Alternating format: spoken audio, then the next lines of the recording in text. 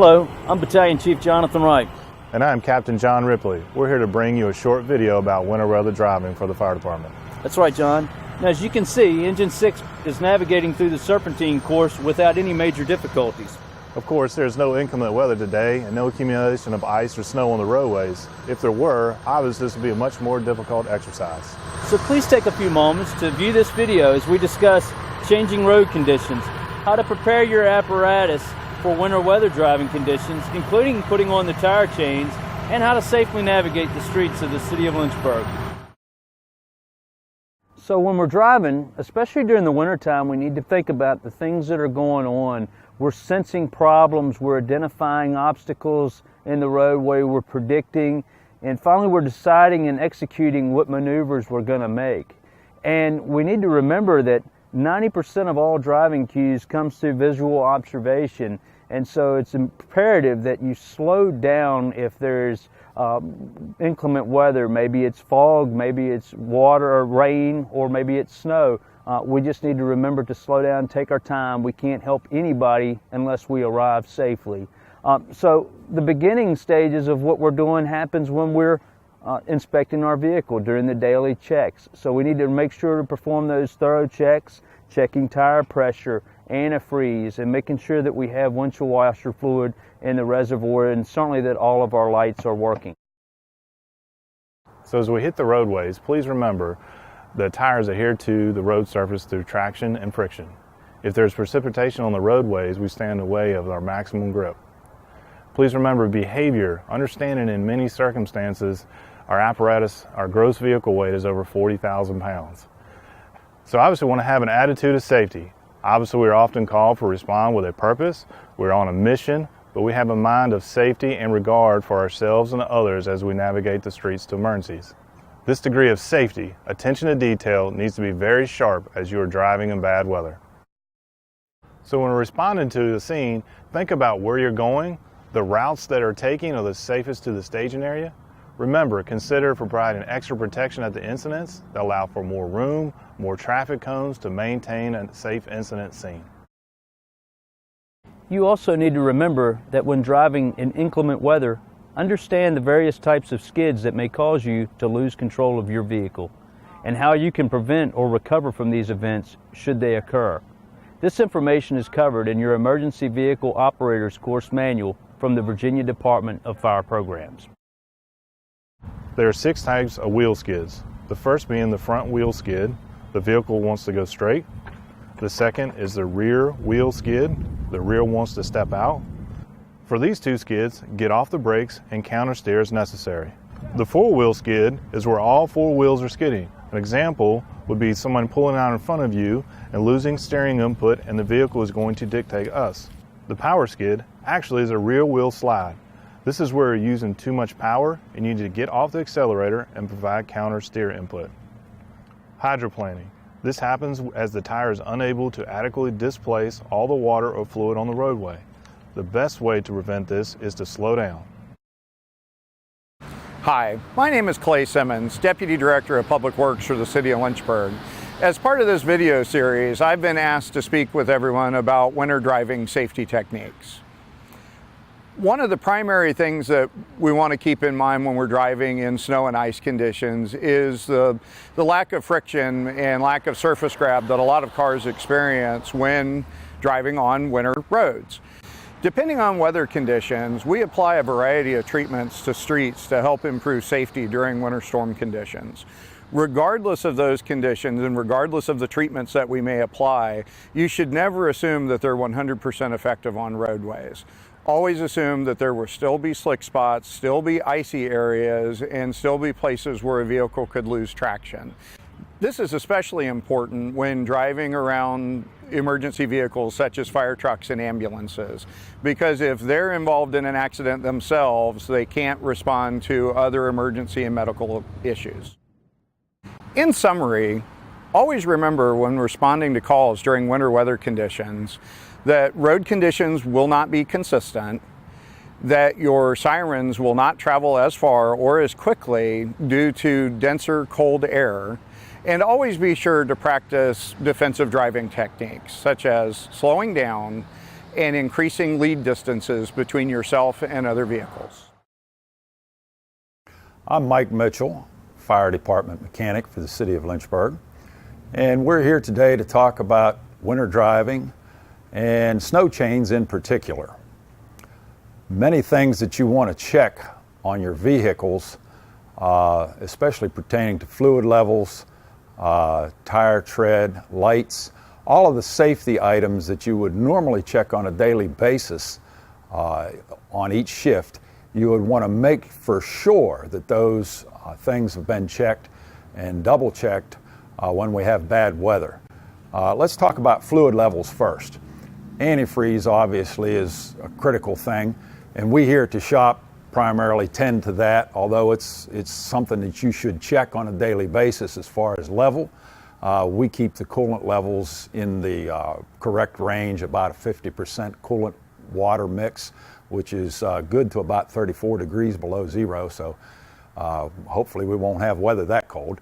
The other thing is windshield washer fluid, of course. All of our vehicles have windshield washer capabilities, and that will greatly assist you in being able to see where you need to go when somebody comes by you, especially maybe another heavy truck comes by and covers your windshield with a lot of road slush and that sort of thing. As far as lights are concerned, you want to see and you want to be seen, especially in conditions where the weather might give you some visibility issues. Obviously headlights, all of the DOT parking and marker lights need to be in working order. And of course your emergency lights, if you're running emergency calls, they all have to work. So you need to check those, make sure they're in good working condition. You would want to keep the lights clean, clear of any debris from the road and snow and ice, so that you can be seen and see where you need to go. The other things that you need to make sure of, and pretty much we take care of this in the shop, tire tread depth. If you've got a tire that's getting a little bit maybe close to where it needs to be replaced, of course we need to know about that and replace that.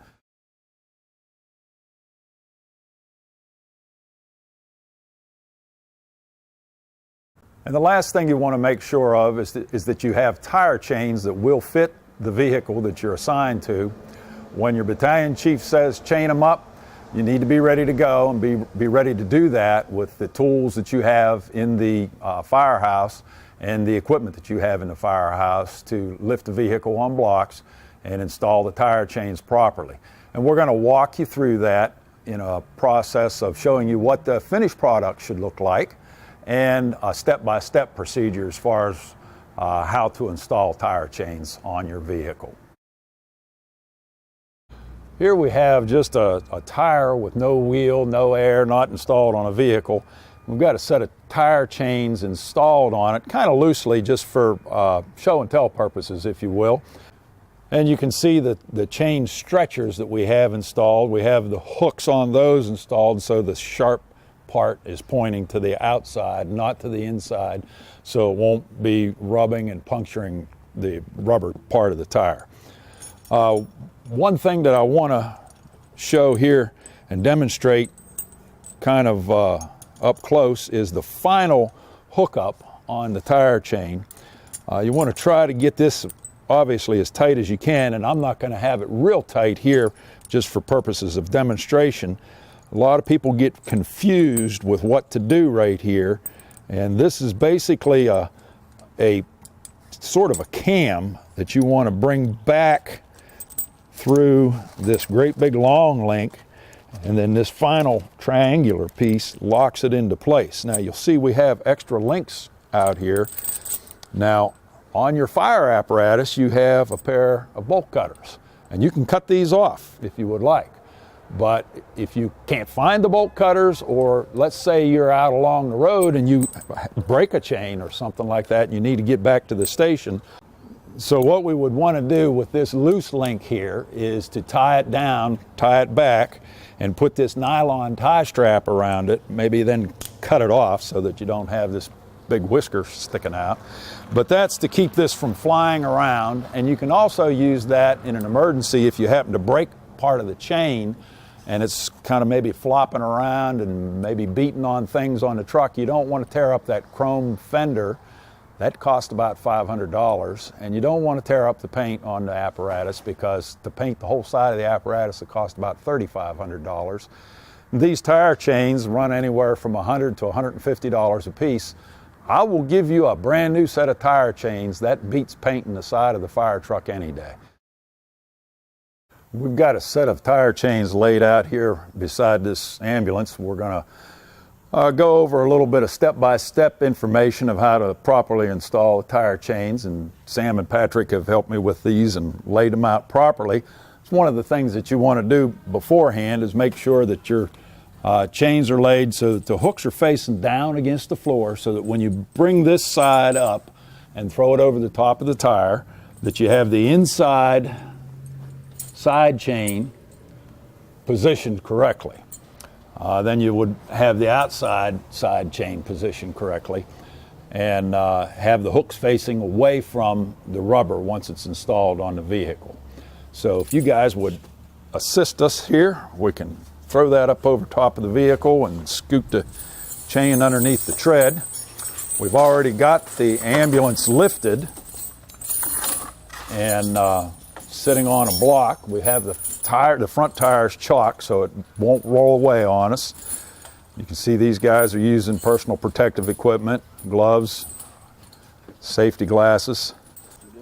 So they're hooking the inside chain first, and they have it positioned down low where they can access it, because we've got exhaust pipe and mud flap and other things under the vehicle in the way.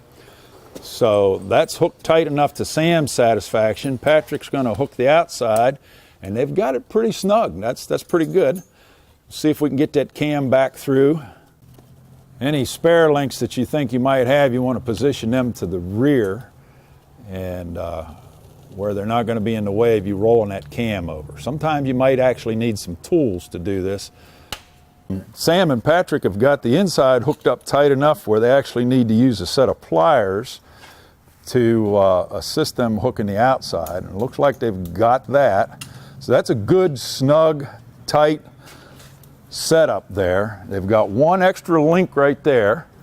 We're going to use one of these to tie that up. Do you have any extra links on the inside? Yes. Okay, we'll use an tie strap to tie that up. Once we have these tie straps on the extra links, then we can kind of feel of how tight the chain is on the tire, and if we're satisfied with that, then we can install the chain stretcher. Sam's busy hooking up the inside, making sure that those are in good shape. One of the things that I would recommend with these chain stretchers is you have 5 springs on the chain stretcher. And sometimes you're working on a larger tire than what this medic unit has. Maybe some of our fire trucks have got bigger tires. So you would want to space your 2 upper springs at around 10 or 11 o'clock over here, and maybe 1 or 2 o'clock over there. Then that gives you 2 more that you can split down here at maybe 4 and 8, and you can come straight down with this one. Now, we're way too big here, so let's shorten this chain up here a little bit, and it's got a sideways twist that we have to, there, let me see. This is a sideways twist right here that has to take place to get that to come apart. There we go. So now we can kind of shorten this up a little bit. Take your 4 o'clock one off there. Here again, we would want to use our tie straps to tie up any loose links that we would wind up with.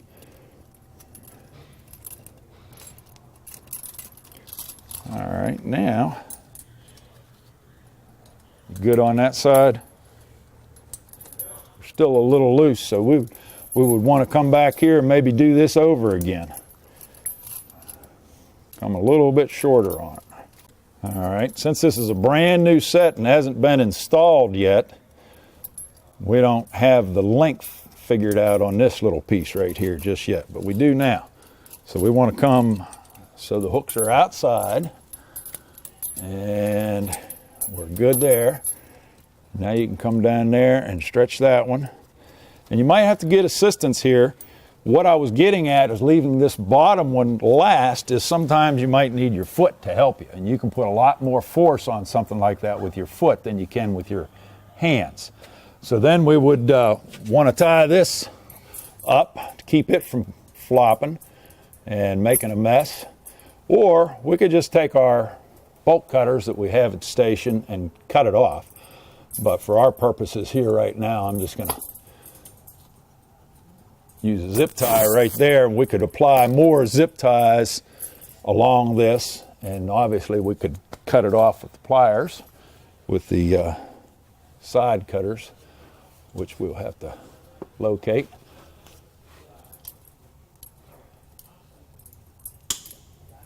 So you don't leave a loose whisker. This is still going to flop around, but if we were actually going to go drive on the street with it, we'd want to tie this down a little bit further or just cut it off right there. And you'd have that fitted up for that medic unit. Now this is a pretty good snug fit, but you would be surprised what happens sometimes. Before you actually go back into service, you would want to take maybe a lap around the block and bring it back in the apparatus floor and make sure it's tight enough. You might actually have to reset the tension, tighten everything up, maybe one link, or maybe just one link on one side, and then actually shorten up the chain stretcher again. That's entirely possible because as you're moving 15, 20 miles an hour, there's a lot of centrifugal force applied to these chains. You don't want them slipping and cutting the tire up. You definitely don't want them to contact anything under the vehicle or snag on something or come loose. So that's pretty much the process of putting the tire chains on and making sure that you have the hooks away from the rubber and making sure that you have access to do the job in a reasonable amount of time.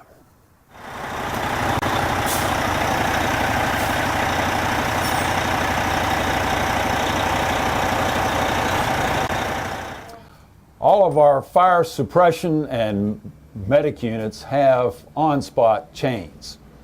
These are great for conditions where it just first starts snowing and you have maybe less than about 4 inches of snow. They work fine. They can be deployed at very low speed. Probably stopped is the best thing to deploy them. And as you can see, these chains here are deployed. This consists of an air canister that's activated by a switch in the driver's area. And when air is applied to this canister, it's got a system of levers that pushes this wheel against the inside of the tire. So as you're going down the road, this wheel spins. You can see I'm actually spinning it here. And centrifugal force forces these chains underneath the inside of the rear dual wheels.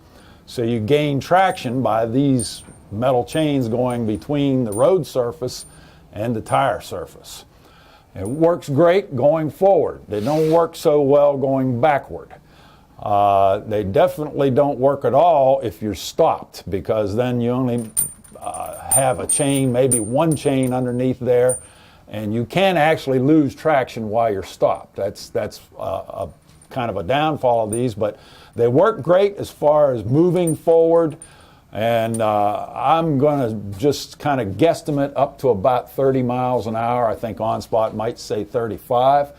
But obviously with these underneath your tires, the ride's going to be kind of rough and bumpy. So you kind of have to gauge your speed and how fast you're going based on how bumpy these make your ride and what the current road conditions are. You obviously don't want to overdrive the road conditions. And that would maybe possibly create another incident. We don't want to do that. We want to get to the incident we're en route to. But these are a great thing to deploy, and up to about 4, maybe 5 inches at the most of snow. And of course, your battalion chiefs will notify you when to put the regular tire chains on, and then these can't be used with regular tire chains. You definitely don't want to tangle these up with the regular tire chains. One of the things that I would like to point out is we have a lot of expensive hardware involved here with this air canister, all of this bracketry and linkage, and this rotating wheel and this chain wheel here. The whole setup cost about $3,000. We have had vehicles jump curbs and incur damage to these. In fact, one vehicle in particular jumped a curb and damaged both sides at one time. So I had to replace both sides, and it did come very close to $3,000. So while I realize you need to respond to the call, whatever obstacles are in the way, try to be conscious also of the taxpayers' money and be easy on the vehicles, because we've got to fix them or repair them and spend money to do that. So try to be cognizant of those facts. Thanks again for watching this short video on winter weather driving tips for the Lynchburg Fire Department. If you have any questions, please contact a member of the training division or reach out to our many EVOC instructors. For Captain John Ripley, I'm Jonathan Wright. Thanks again for watching. Take care and stay safe.